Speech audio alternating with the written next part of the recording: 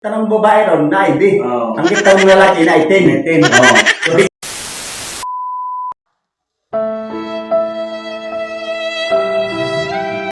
Do! Uy, do. Ang taong ka naghila ka na nagkaroon ng mura mga kung gitindas. Oh, nag-away mi na pod mi sa uyab do, ning layas lagi doon. Nya mahila ka. Ila ka pod. Ang teknik ng kusmado, kung mag-away mo sa mga mayab do, ayaw ni hila.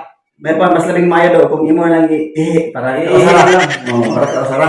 Kasi may gawain na po ninyo day. Ako mo gipakasala do nga siya mangtay na binuhatan, ako mo gipakasantan sa loko. Oo nga. Mara pod ning layas. Maring layas. Maring layas. Oo, kaya do. Isa pa ka tinulan do.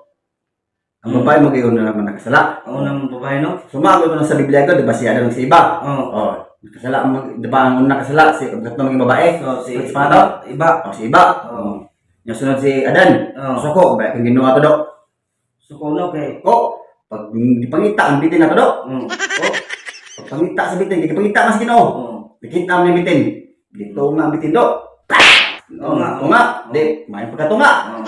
Ang katunga, ang B, na ato kang iba. Iba. Mm. Ang ting na kang Adan.